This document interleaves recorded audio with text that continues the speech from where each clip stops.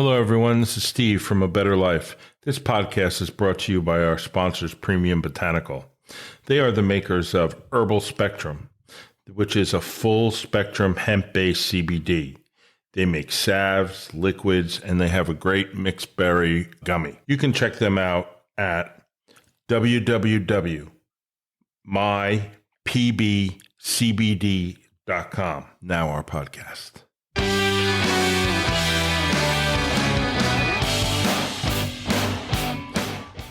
Hello, everyone, and welcome back to a new episode of A Better Life, New York. You all know who I am. I'm Steve, and today we have Dom back, and we have a special guest, Simeon. We're here to talk about a topic that we've touched upon in some of our other podcasts where we talked about the assassinations and stories, and that is remote viewing. Simeon is an expert, for lack of a better term. I would say he's an expert. He's interviewed a lot of people around it, and he's here to tell his story. Maybe give a little background, how you got into this from the beginning. Yeah, my background's in sociology, statistics, and research methods. So I know a little bit about how to measure outcomes, effect sizes, and so forth.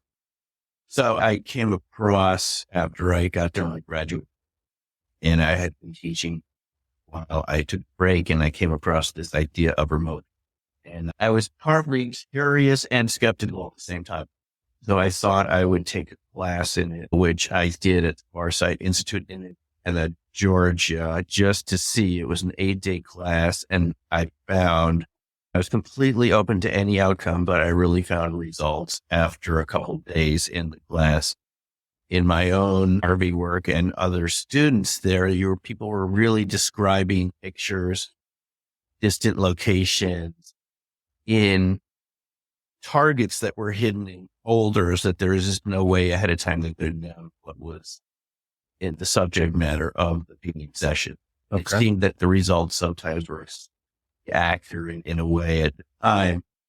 Couldn't understand how it was working. When you're doing science, you don't always understand the principle, but you can see that there's results. And it showed me there really was something going on. I couldn't quite understand how it was working. Right. So sometimes it's nice if you work back and you get a result. Yeah. Then try to understand what just happened. So just for my audience, our audience, maybe give a little bit of understanding of exactly what remote viewing is. Yeah. So this is the idea that we have access to information beyond our physical sense. We're taught in school that information comes to our brain, to our awareness, to our consciousness through our physical sense. And other types of information like intuition or spontaneous thinking, not as well understood. So we're taught to think of that as maybe psychic phenomena. And we're intrinsically trained to be more skeptical about this sort of information because it's not empirical. It's not as verified as things that are right in front of us that we can have a sense of the quantity and the types of information that are coming to us because it's accessible to us. But in this case, RV is something that people have known about thousands of years. It comes from the Yoga Sutras of Patanjali in India, where Patanjali mentioned in his book about this. It was more about how to attain what he called enlightenment. But he said on this path, like part of the Vedic tradition from thousands of years ago, that you would acquire these special powers. And he mentions like telepathy, precognition, all of the things that we think of as psychic. This would happen on the way to enlightenment. We should ignore them. It's not really what your main focus is. So the idea that we can perceive non-local information about people, places, has been around for a long time. We had the oracle at Delphi in the Greek tradition. So the idea isn't new, but it's new to us in the West because in the 60s, probably even earlier, the federal government found out that the Soviet Union and the Chinese had very strong developed programs in using this type of psychic perception as a weapon. And as they were our adversaries at the time, they felt that if the Soviets had this and Chinese communists had this too, we should develop our own RV program to create our own psychic spies in the United States that were associated with the CIA and defense, which is what they did we're told it started in the early 70s. It might have started before that. I've encountered Vietnam vets who told me they were trained how to do RV, remote viewing, back in the 60s. I don't know what the system was or was training them. As far as we know, officially, programs started in the early 70s, developed for about 20. And that was with Ingo Swann at Price.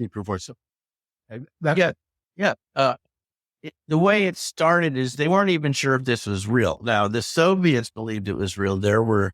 So this is different than Manchurian Candidate, where somebody goes in and is brainwashed that something alerts something to them.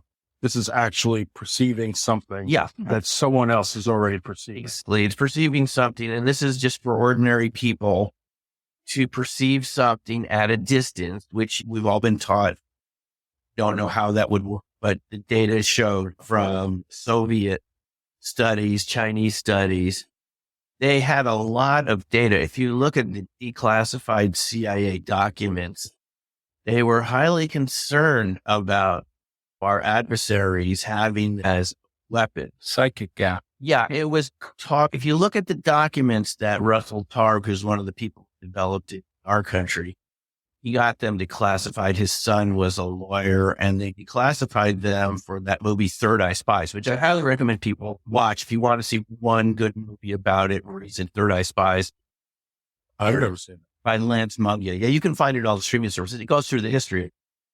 They got a lot of declassified documents, and all of these documents, you look at it, it all says threat to communication security, encrypted data, really top secret sort of stuff that you wouldn't want your adversaries being able to see at a distance and possibly know about your military and intelligence efforts.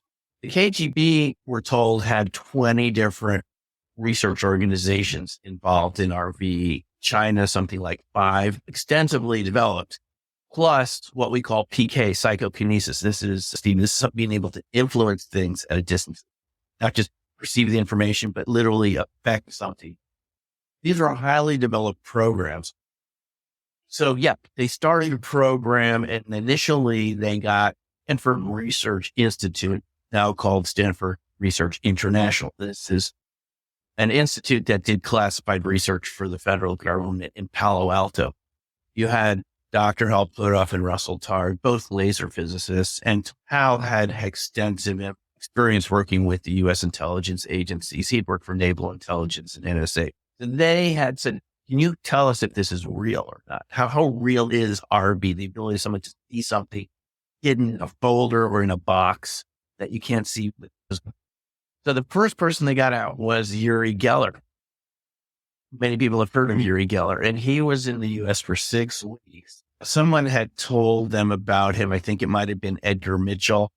There were some contacts with the Israelis, and they were told about this psychic in Israel named Yuri Geller.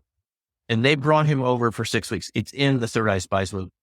And they had him at the time, before they had invented coordinates or folders or anything. They just put things in boxes. Then Yuri, what's in the box? And you can see in the Third Eye Spies film, he nails it 10 out of 10 times, or 9 out of 10 times. There's no question. It's a little object or an insect. He's getting it every time. So he was the first test subject. Perceiving something that's unseen, though, right? It's hidden in a box. And this is how they started. They didn't even know the parameters and how well it could work. Just Yuri, what's in the box? They also had him demonstrate his PK ability.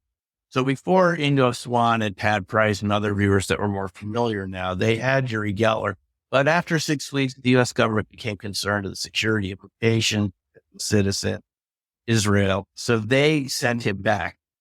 But he did prove to Targ and Puthoff that, and he worked with Lawrence Littlemore Lab right there also, the area. He showed them, hey, this person can blindfolded, have something hidden. He could describe it very accurately. So that got them to say, we should look into this more. And again, this was started from the efforts of Edgar Mitchell, sixth man to walk on the moon, who had talked about this, had a belief this was possible. Jim Fletcher, who was the head of NASA at the time, and they got some funding together, and then they went to other psychics. The next person they tested had an ad in the paper. Now, Ingo Swann, who was local to New York, he was a New York City artist, born in Telluride, Colorado. He had done some work with a woman named Gertrude Schmeidler at the City University of New York, CUNY. And what he did at the time, they had him for this experiment. He came up with this with Gertrude. He would affect these things called thermistors that were sealed in these vacuum sealed bottles. Thermistor can measure temperature changes and change in output. He proved, and they published a paper that showed that Ingo, with his mind, so this is PK, could affect thermistors in the other side of the room at will, making the temperature go up or down. He saw this ad from Hal Puthoff, and he sent in the paper that he and Schmeidler had published about PK effect on thermistors. And Hal said, fine, come on out. Let's see what you can do. And so the first thing we're told that they had Ingo do was another PK type exercise. They said, Ingo, there is something called a quark detector, very below the cement. And this was a device they used for graduate students, highly shielded against vibration from planes or trucks or anything in the room. Very down there, very accurate, had a sinus. They said, Ingo, put your mind on this. They wanted to see what happened. And I've seen the graphs of the result. Hal showed it to him. Every time Ingo put his mind on this, I think it was either a quark detector magnetometer or something, the sine wave stopped being a sine.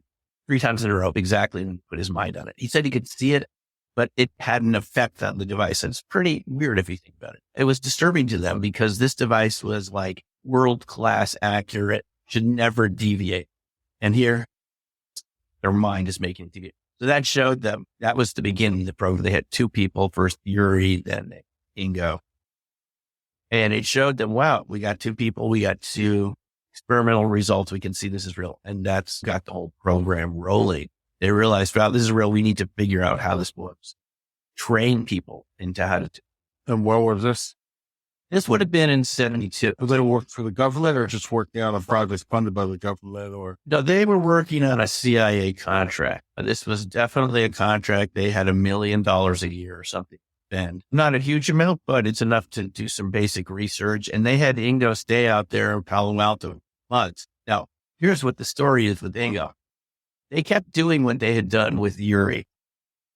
They said, Ingo, what's in the box? After the initial test, they had him view things in the box because nobody knew any other way to do RV.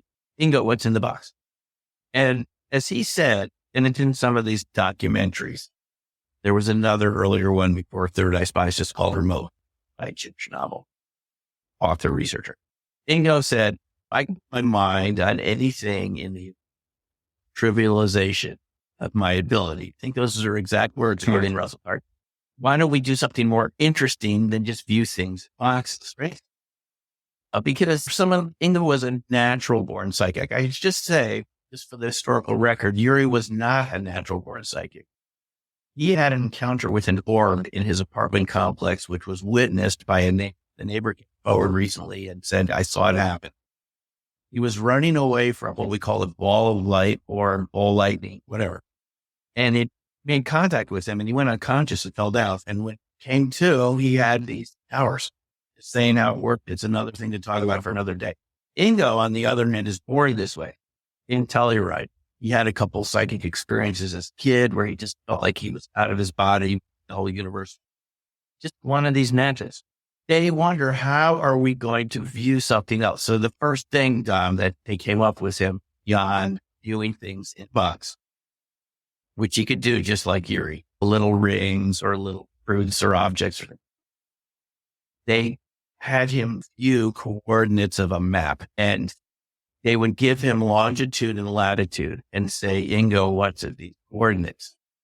And sometimes he would describe things that were so detailed, they couldn't see it on their map that they had there. So they, according to Russell Targ, they went out to the best best bookstore they could find in the area and got the biggest map they could buy at the time. This is before online maps and internet. All this. Red McNally. Yeah. And they got the biggest, and he was always right. They would little detail on these maps that were right at those coordinates. Didn't he see rings around a planet before? Well, that might have been at another time. I think that was at a later date. Because at the time they were just working with math coordinates. So the criticism came out of one of these presentations from someone at the CIA saying, how do you know he's not one of these people with eidetic memory? Can memorize everything on a map. There are people like this. Just one of these specially gifted people that never forgets and just simply has a measure. Remember the entire map, all the logic. So they thought, that's a good criticism. They thought, what else do we do?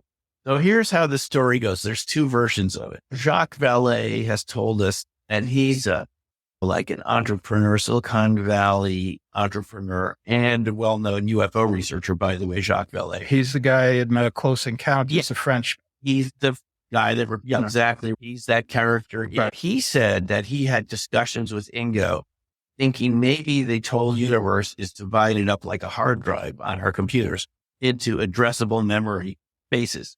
If you got the right coordinates of the addressable space, you could in the universe.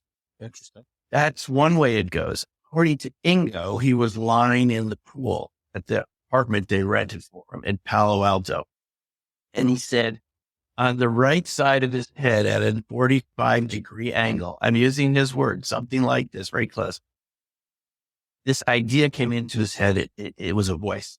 It said, try coordinates. So he goes back the next day, all excited, not just longitude and latitude, but to make up some numbers and associate it with a particular target.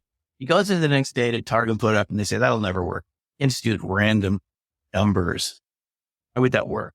So he said, if you don't do this, I'm quitting and I'm getting bored with this. And he was about to fly back to New York and they said, okay, we'll try it.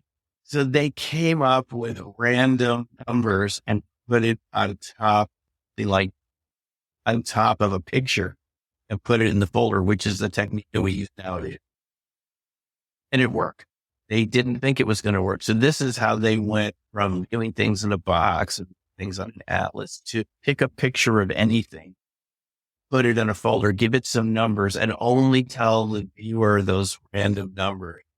And it worked. And that's how the program advanced farther. They realized you could take any person that could do this, give them the random coordinates. Was at the location. We're talking go inside the structures, go underground, describe in detail what's there. Man, he's now passed away, but you met Ingo. Yeah, I did. I was living in New York at the time in 2013. And we knew that he lived downtown. And we used to play this game to see if we could just intuitively locate his apartment because we knew he was Lower Manhattan, Bowery area, but we didn't know which street, cross street exactly. We would go out on our bikes, a friend of mine and I, we would go out and say, let's use our gut feeling. Cause I've studied RV since 96. My gut gonna tell. We got within a block of his apartment. We said, somewhere around here. Finally, a friend of mine said, look, he's not going to be around forever. Here's his phone number. I knew someone that used to talk to Ingo, someone in Las Vegas. He gave me his phone number. I called.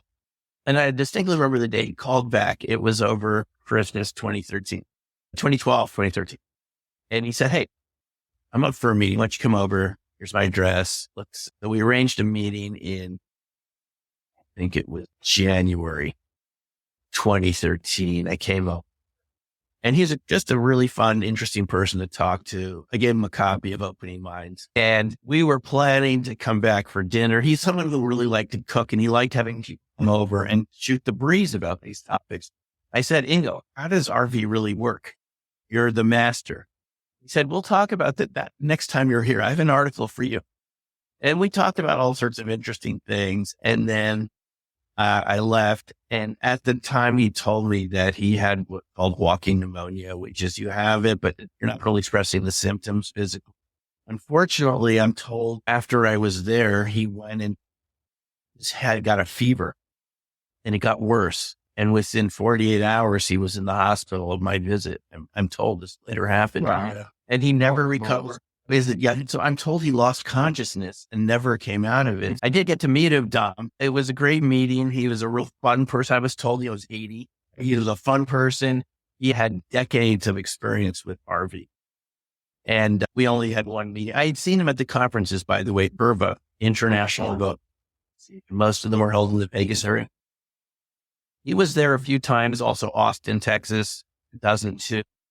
My book stand was right next to Ingo's.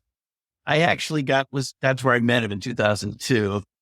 And this is where I got to talk to him a little bit, but it was fun to be with them. And yeah, that was the last time I saw him. Tell the story of how Pat Price was brought into the program. So this is another. Who's Pat Price? Yeah. And so this Harvey program holds all these interesting twists and turns. It almost seems like fiction, except it happened.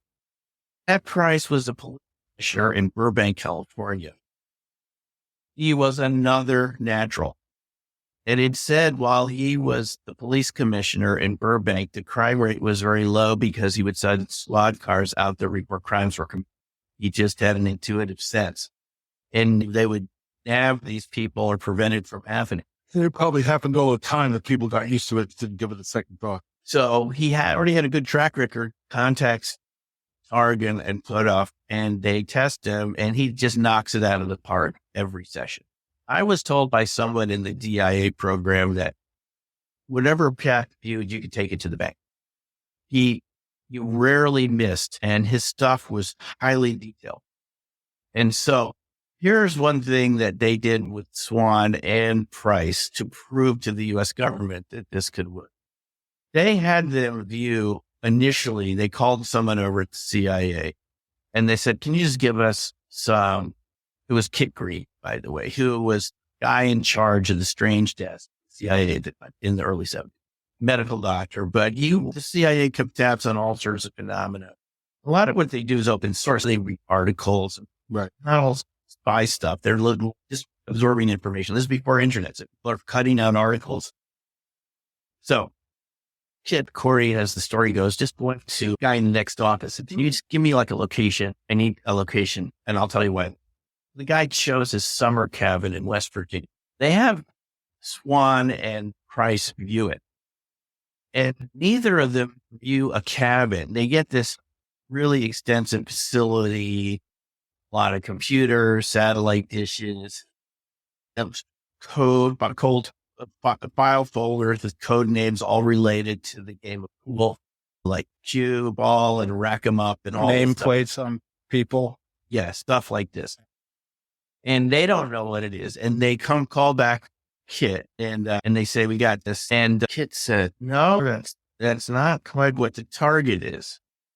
It makes sense of it. And Russell said to them, too bad, because the other guy got the same thing. As what other guy? Because we have this new viewer named Pat Price. They knew about Ingo. And the other guy got it. So he went back, he looks on a map, thinking they both got the same thing, this extensive. And he looked right over the hill from this vacation cabin was the NSA Sugar Grove facility, which was designed to listen to Soviet satellites. One particular satellite, we're told, that came over at a particular time every day and get as much information from it as they could because it was transmitting back to Moscow. And when they looked at what Price and Swann had written down, they were really disturbed. They had written down code names, file folders, locked and secure vaults. Talk about vertical information here. This is stuff you couldn't make up. In fact, the government was so concerned, they contacted the National Security Administration and sent out Secret Service agents or some marshals to arrest them in Palo Alto for trespassing on government property. So they knew this was going to happen because these guys were that good. They already had proof. They had never left the state of California and it proved to the intelligence establishment that this could be that accurate. Literally reading, we're talking about reading words off of desks. Think about the implications of that in what the security establishment thought were completely secure facilities. And here people are penetrating it with their psychic ability. So that's why they got the remainder of the funding. It kept going for over a decade and a half after that because they proved, wow, not only can they just be something like Ingo location, they can actually read words. And yeah, so that is one of those stories and after that, they started really looking at specific military targets. And After that, was it just initially a military program? Like you learned from Courtney Brown, right? yeah, I learned from Courtney Brown and later Lynn Buchanan, who was also They civilians or both military? Courtney was a political science professor who had taken a course. So going back to the history of this, it's declassified in 1995. There are hearings in Congress. They have Ray Hyman, who's a skeptic, and Jessica Utz, who's a neutral statistician, head of the American Statistical Association, ASA. And they have them evaluated. And then there's a show on Ted Koppel. They had Robert Gates come over, who was director of the CIA at the time, I believe. And Ed May, who ran the program after Target put off, I believe from 85 till 95, told his bosses the program had been moved to SEIC by another government contractor and I have talked to Ed May. He would come to some of these conferences and he said, they told him, you can't go to the Ted Koppel show. We don't want to be publicly associated with RV. There was a lot of skepticism about it in Congress. They cut some budgets, axed some people who were associated with the program. Ed May said, I don't care. I'm going and saying the other side because it works. And I was there when it worked. And I'm going to talk about how all the successes. Gates talked about all the failures. May went, and he went anyway. They said he was going to fire it, and he went anyway, and they fired him. But he said it was important to tell the public. So it's declassified in 95, and the protocols were never classified, just the particular projects. Even some of them to this day, I'd asked about some of the things that they viewed, and I was told they still can't talk about some of these projects. You can imagine what the military intelligence agencies use something like this.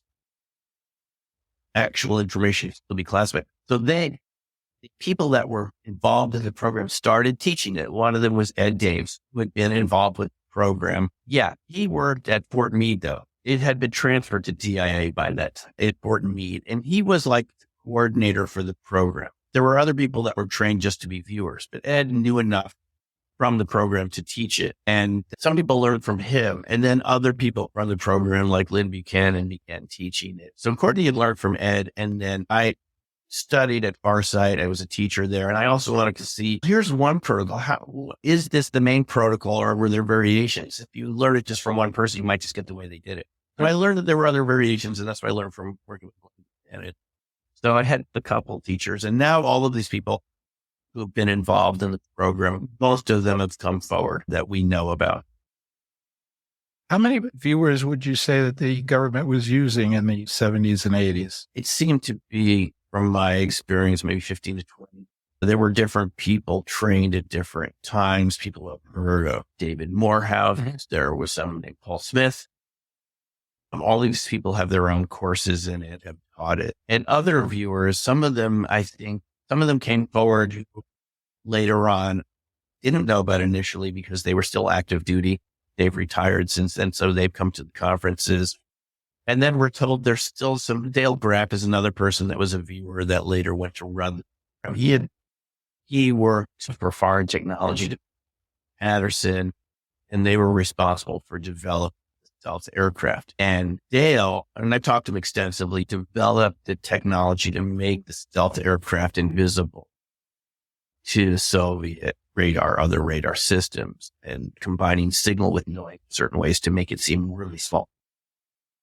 He went and ran he was actually a viewer. Now, this is an interesting project he was involved with. You may have heard of this. In the late 70s, under the Carter administration, there was a Libyan pilot that defected with a Soviet bomber and ditched the plane over what's now called Democratic Republic of the Congo. I think it was called Zaire, or maybe that's the name it is now. And they couldn't see the plane. They wanted the plane. The U.S. military television wanted to get the electronics. I think it was like a Badger bomber or something like that. They wanted that electronics back. They couldn't see it because it was buried below a rainforest.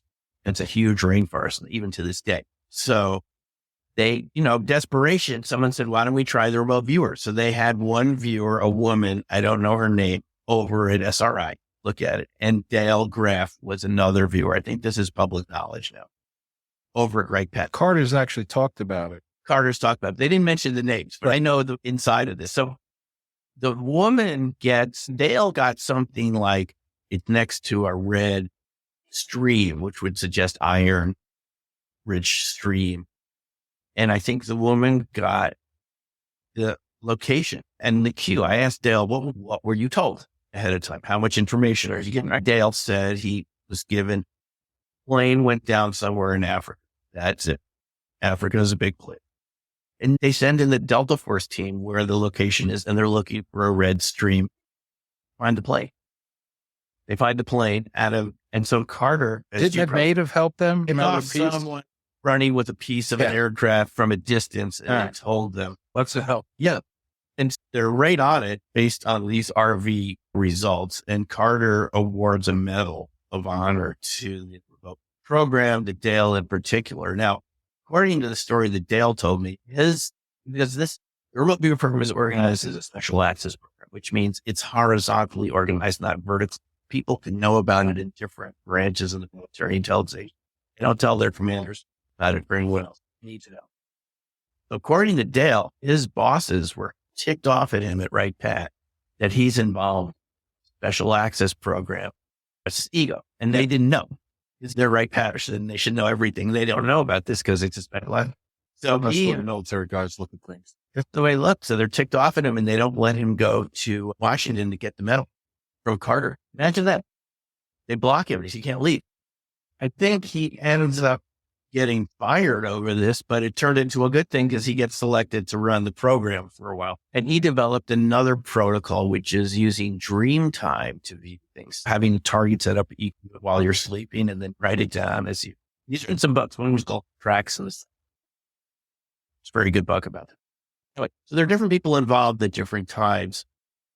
And some of them go on to teach this, and it starts. And so I learned it in 96, a year after it's declassified. A lot of it, as I said, was declassified, but some of those programs to this day, you still can't find out what they were actually looking at. It's still considered sensitive. If you had to guess, do you think that some parts of the government are still using viewers for special issues? Yeah, I'm told. So this question comes up at all the conferences, and the people who were involved in it don't know anymore if that's true, because again, special access programs need to know.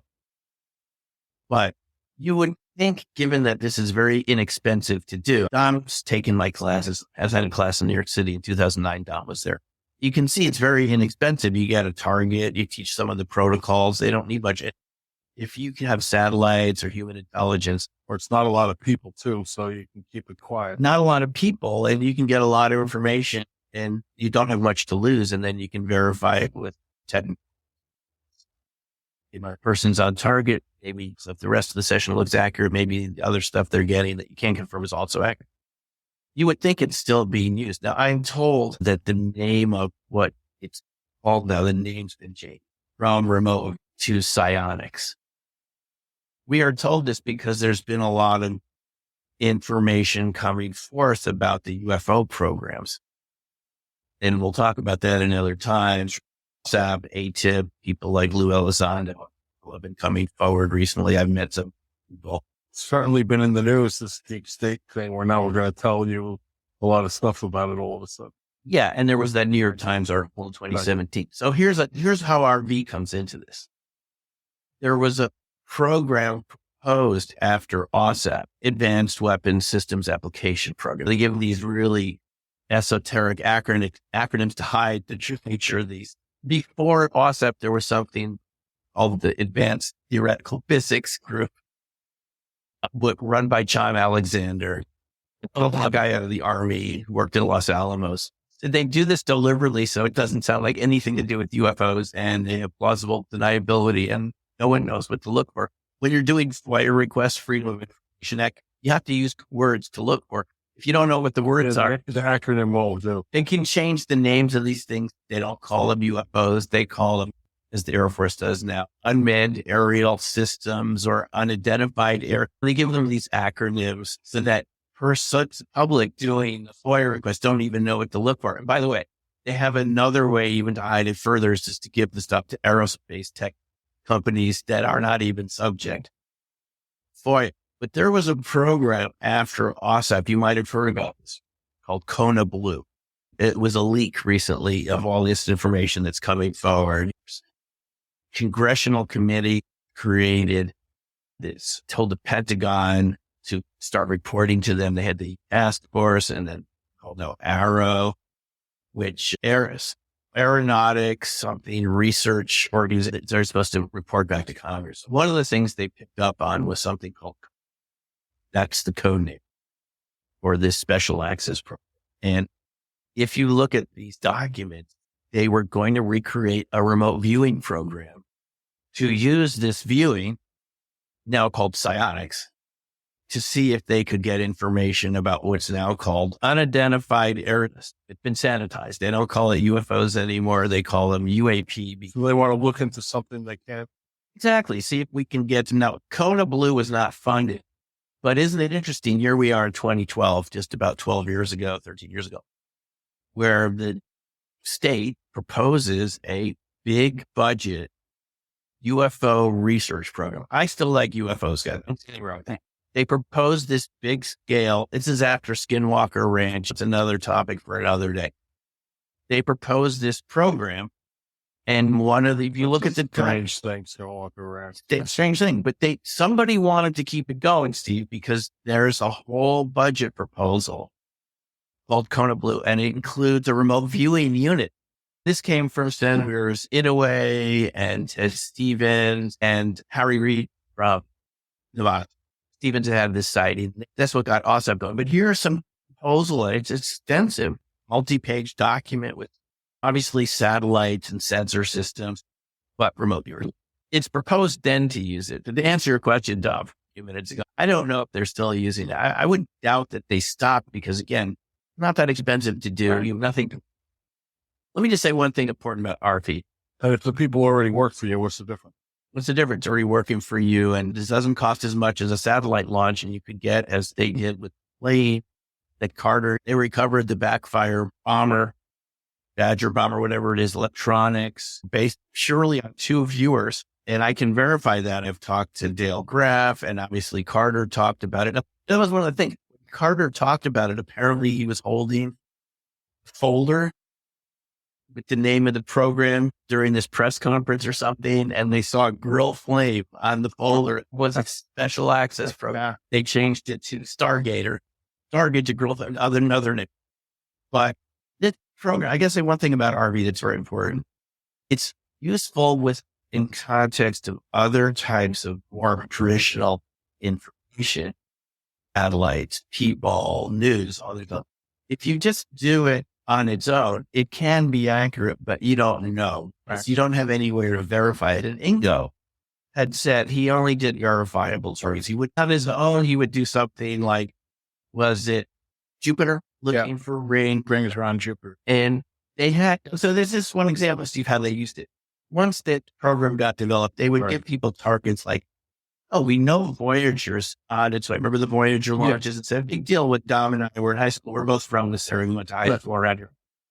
Wow, it was exciting. There was 7G up this probe going out to the solar system, and it's going past recordings of music. And on its way, it's taking pictures of all these planets. So one of the stops was Jupiter. Right. And it's using the gravitational pulls, the slingshot. They used this really smart effects to pull it in different directions. So Ingo says, they said to Ingo, what's Voyager going to find on Jupiter before they get out there? And he said, it's got rings.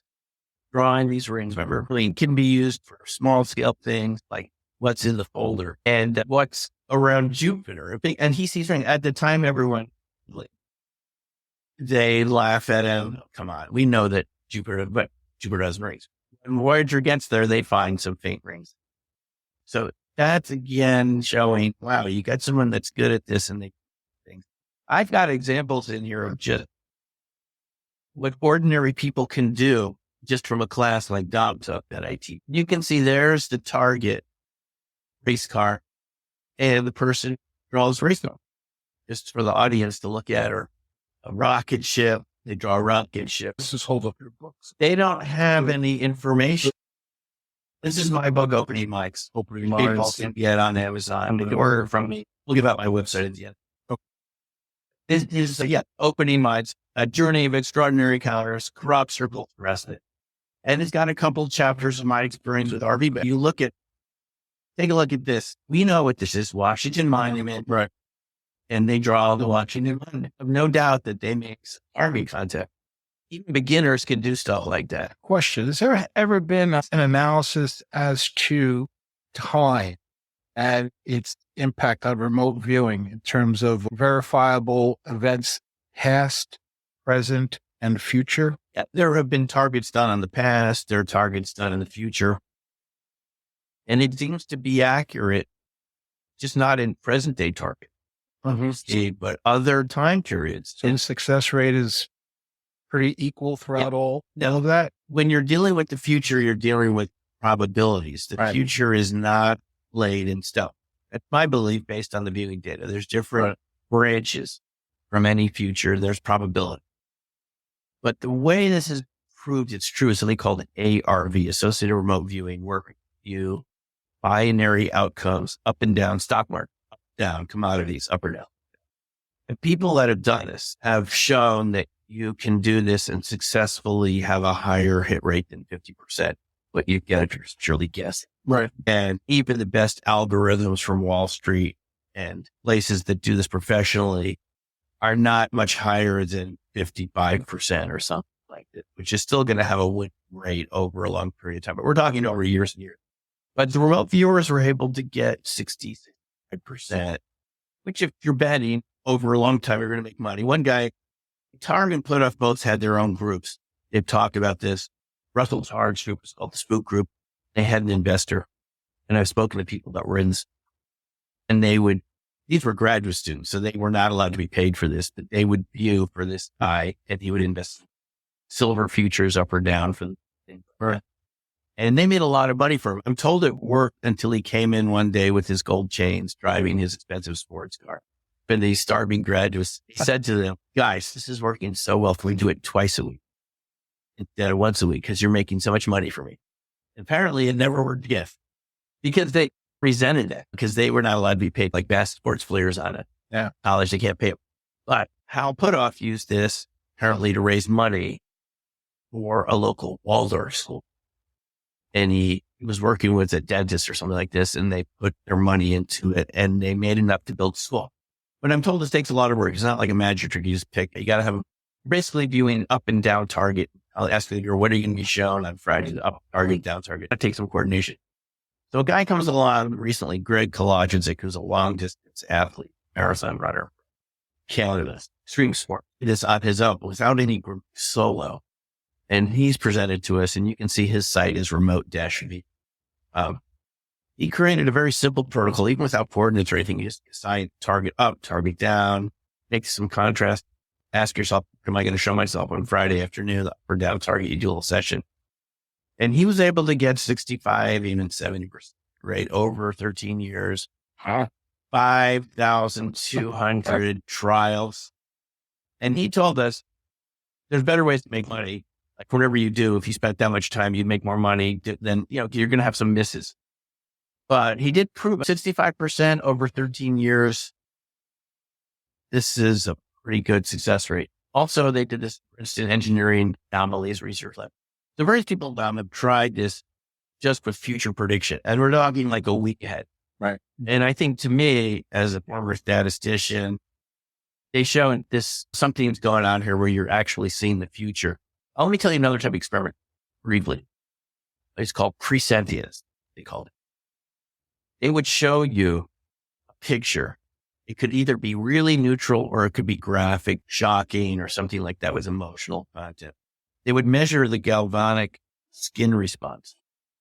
And they found that ahead of the shocking types of targets, which had some violence or sexual content or something like that in it, they would get a response on the galvanic skin response meet about a couple of milliseconds before the computer showed you the target. And they did this over and over. A guy named Darrell Bem did this at Cornell, and Dean Raid, who worked for Ions, did this out in Las Vegas. And they reproduced as many times, is that some part of you seems to react before you're shown the picture, even before the computer has chosen paired picture as one completely bland, whether having emotional content. You would react more to the ones which shows, they called it presenting. So in the experiment, the sequence was not set. It was random from the computer's point of view Exactly. as well. But you would react ahead of time. Right. And that would show, and it makes sense from an evolutionary perspective, that of the branching timelines that come out of the present, you're reacting to it ahead of time. There's some part of you that knows it before your eyes see it, even if it's just a computer. It's another type of short-term future. ARV, associated remote viewing, go out to a week or two ahead. You would beat the odds 50-50, you get more closer to 60-60. Presentient showed that we have an immediate reaction before something happens. So those are two types of evidence that humans have the ability to sense the future. And again, our viewers would have it. Again, it defies what you and I were brought up to believe in school, that there's some sort of sense beyond physical senses of knowing what's going on in the future, in the present. So yeah, I would say there's data that the future. Again, none of this is 100%. And even though Pat Price might have been the most accurate viewer, most viewers occasionally miss a target. Even Joe McMonagle, who was a very highly accomplished reviewer, came out of the Army. I teaches today at the Monroe Institute, Virginia. He has said misses half his targets, but the other half are really accurate. And there's many cases where Soviet military target, extreme accuracy. One case he's known for is viewing. They had this huge shipyard up at Murmansk or something, or Russia. They wanted to know what was in it. And he said, viewed it, said, it's the largest submarine ever built. And it's different than other submarines because the missiles are ahead of the conning tower. Normally on subs, the missiles. Wholly on it. Yeah. He comes up with this. They say it can't be true. There aren't any subs. Conning tower was behind them. They thought it was an aircraft carrier. Day comes where it rolls out to the North Sea on one of these long tracks, and it's a huge submarine, the biggest that the world's ever seen. And then they said, you were lucky. You just got a lucky guess, right? Yeah, he did view it. He described it. There are cases where it's really accurate, and I would imagine, going back to your question about 20 minutes ago, I would imagine they still use it. Anything specific you think are going on right now, or? There's obviously a lot going on in the world as we're recording this, and I don't know of any specifics, but I'm told it's been privatized. And again, this is what happens. Advanced technology is the U.S. government farms it out to corporations. I am told this happens, recovered UFO crash materials from people that have worked in these programs. Some of them don't want to be named, though I haven't said who they are. I've talked to various highly accomplished engineers at conferences and other locations where I speak, and they've come up to me afterwards and said that this is all privatized. And this could be an example of what happens. I've been with Fortune 500 companies and various aerospace companies.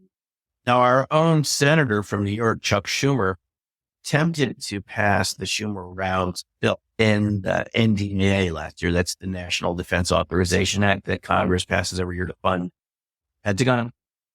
And they stripped it out at the last moment. But this bill, the Schumer must know something. And I've asked people, well, how did Chuck Schumer get involved with this? An East Coast senator, how would he get involved with it? He was obviously friends with Harry Reid, who was a big proponent of this coming forward. So he proposed that anything that was given to the defense contract was now property of the U.S. government under eminent domain and would have to be turned over back to the federal government within 100 days of the passage of the Schumer Rounds Act.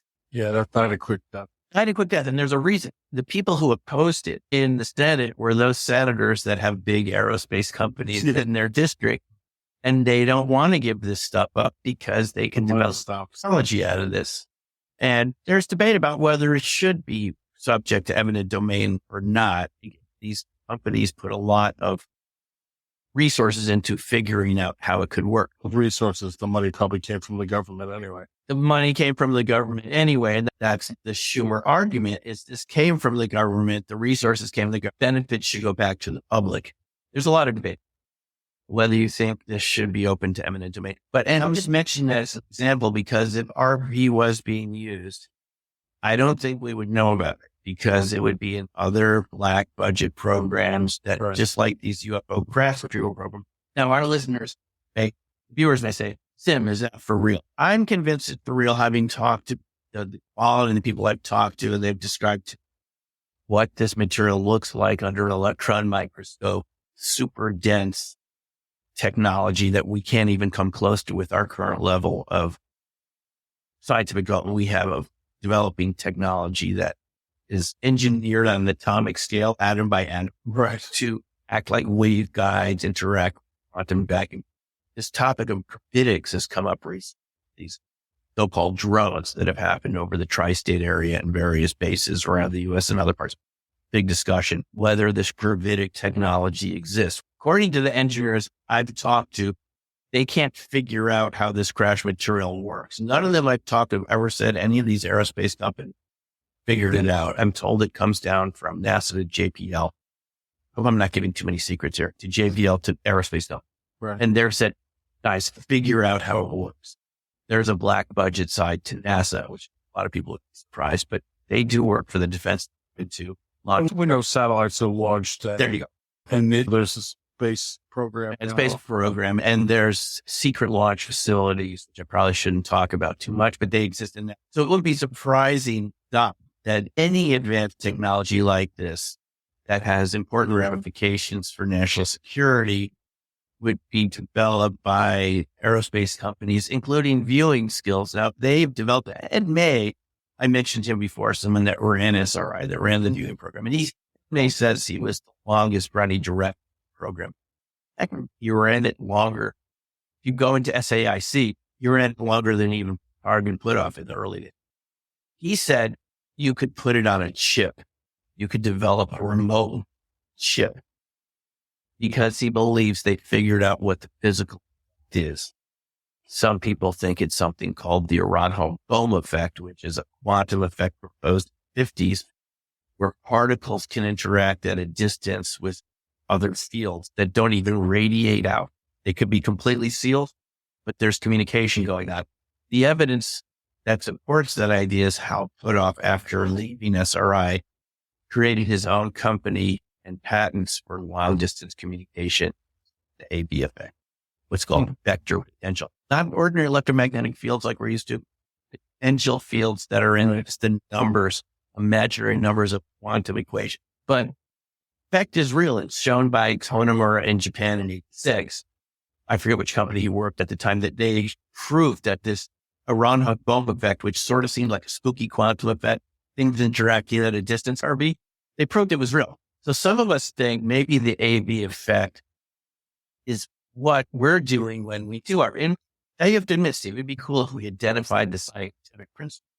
The Russians felt like they had actually developed this enough to create a chip, according to Ed May. And the last time he presented, he said he was working with Russian companies or something to develop RV chip, which would suggest it's a physical component. I'm not sure, given our relations with Russia now, if they've been still working with them, even if that would be considered some sort of security risk to help them develop this technology. As we're recording this now. So what you're saying is it's not just you, that matter's interacting with other matter, and it's been communicated to something that can record what's on the other end of that matter. Yes, that's what Ed May claimed. Exactly. There's a physical effect, and a chip could do it just like a human brain. I'm not sure if this is true, but this is what he told us. And if it was going on here, that would be definitely classified. I would consider that to have national security. They were concerned when Pat Price could view the Sugar Grove NSA facility. When they asked the Pat Price, how did you do this? He said, I just smushed my head into the safe in his imagination, walking down the halls of this Sugar Grove. And he moved into these spaces and looked with his eyes what was there. Can you imagine his accurate It seems like science fiction, but it's true. But it seems like that the government would take people like that, throw them in jail so they couldn't talk to anybody else. Pat Price had an early death. We'll say this. And there's a lot of speculation. He was working for the intelligence agencies. We were told he was viewing Soviet targets every day, or intelligence organizations. We don't know exactly what happened to him.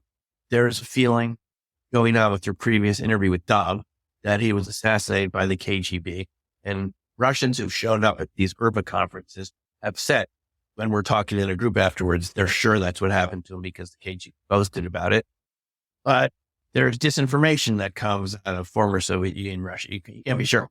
He didn't live a healthy diet either. He didn't eat a healthy diet. He had art problems. However, we're told there's some weird things that happened. His casket was already sealed. Didn't somebody see him like a couple of years afterwards? There was some feeling that he was seen in a supermarket in Virginia or somewhere by someone in DC. They swore it was him. So we don't totally know. Yeah, Steve, I would think the answer to some of these questions is, I don't know, and nobody knows. Just because I'm suggesting it would have a very high level of classification. And as you both know, and our viewers know, if you're involved with these aerospace companies and you're involved in national security and secrets, there are very high penalties for breaking any disclosure agreement. People I talked to recently who knew about UFO crash material, we'll talk about that at another time, told me the consequences of talking about what they saw to me would be so severe. This person literally told me they would be financially ruined by the federal government for even mentioning anything beyond the fact that these programs exist, but no specific. Now, you've heard people that testified in front of Congress recently, House Oversight Intelligence Committee, David Crush, Elizondo, others said, you hear these Congress people saying, what did you see? They say, I just literally can't talk about it. We have to go into all this setting, secure compartmentalized information. You've seen people publicly say that because they've signed these NDAs that are very severe of ever talking about it. It's treason. Treason. Yeah. You can. And when you're dealing with treason on very highly sophisticated base, that means you've given up your freedom. It's automatic. They don't even have to be tried. This is the speculation. Maybe they could receive the death penalty for talking. So they're not going to talk. They're not going to talk. You'll be home. Here's the issue with that. We don't know.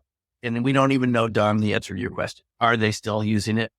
We don't know, for example. I would just assume they are. But if they are, no one's talking about it because it's totally wrong. I think that's maybe a place to leave it right there. It's great start talking about this remote viewing as things go on. Also good to other things we want to talk about from the past that may work their way into it. Good. Very good. Was there anything else you want to know? Give your website. Yeah. So I've been teaching it ever since. I have classes people can do if they just want to do it anonymously at their own pace. And I have these group classes occasionally. One thing we started recently, I thought it'd be fun to do, is a monthly where we have people at any level and we do a target every month. And that's on Sunday nights if people ever want, once a month. The moment people want to join that group, had some training, feel free to contact me. So my website, Dom, thanks for asking. My blog is newcrystalmind.com. New Crystal Mind. That's just where I post interviews and videos and interesting information. But my website for viewing, I just called it virtual viewing. Go to virtualviewing.org. You can just see what's available so people can train on their own, or they can train with me in classes sometimes, or just once a month join up. If that's interesting to them. If not, it's fine. There's other books you can read about it. My book, Opening Minds, is just one of many books that have talked about the history of this. And again, Logan, I mentioned at the beginning through Eye Spies script list. You can watch that right now. It's a great introduction to the whole subject. Thank you so much for coming. It's nice to have all you guys here. Thanks a lot, Dave. Interesting. Thanks for watching. I'm sure I'm going to get a lot of questions about it, and I probably have a bunch myself, but thank you. And I thank everybody for watching and listening. If you're listening to us on audio, on podcast, please subscribe and all those things people say. And if you have any questions, there's a link on the audio podcast that you can send me a direct message by clicking on it. I thank you all for listening. I thank you guys for being here, and everyone have a good day.